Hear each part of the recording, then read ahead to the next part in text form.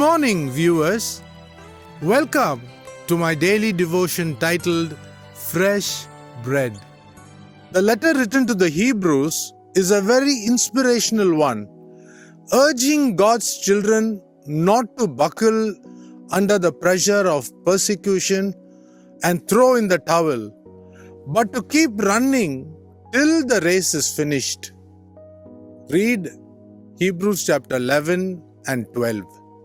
Chapter 11 in the letter talks about faith's glorious hall of fame and how champions in this earthly life held on to their salvation with grit and determination to cross the finish line by the skin of their teeth.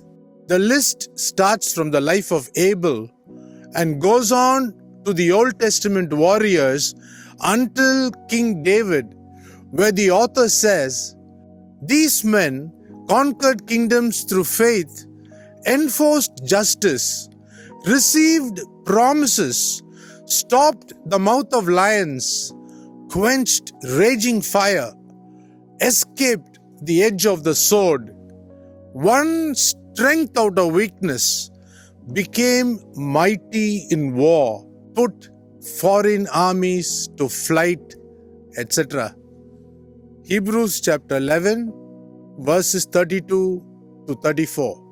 The next verse says, "Some were tortured, refusing to accept release, that they might rise again to a better life."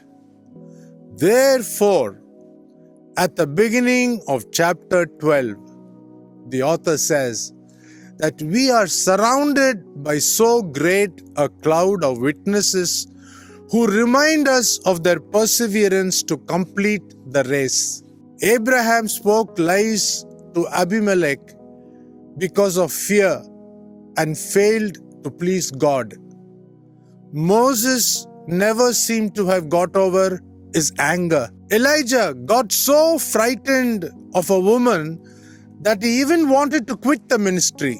King David never could conquer his weakness for women. King Uzziah could not conquer the spirit of pride in him. All said and done, they failed at some point of time in their spiritual journey. But today, as New Testament Christians living in the age of grace, we have a perfect role model in Jesus Christ, which the Old Testament saints never had. And we as God's children should be able to look, listen, and learn from the life of Jesus Christ, who can help us breast the tape at the finish line. After all, He is the pioneer and perfecter of our faith, waiting to give us a big hug to receive us into His Father's kingdom.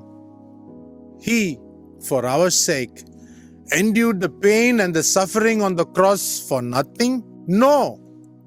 He held on till He finished His earthly mission before He went back to sit down at the right hand of the throne of God. Hebrews chapter 12, verses 1 and 2. In closing, let me say this. If we ever look unto mortal men as role models, we might begin to stagger. But only Jesus Christ overcame the struggle against sin like no one else, that we may continue to run after His footsteps to receive our rewards on that great day of judgment. Think about it. Have a great day. I want to sing this lovely hymn written by Edward Mote.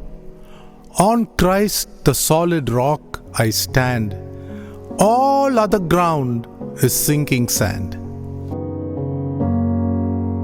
My hope is built on nothing less than Jesus' blood and righteousness. I dare not trust the sweetest frame, but wholly lean on Jesus' name.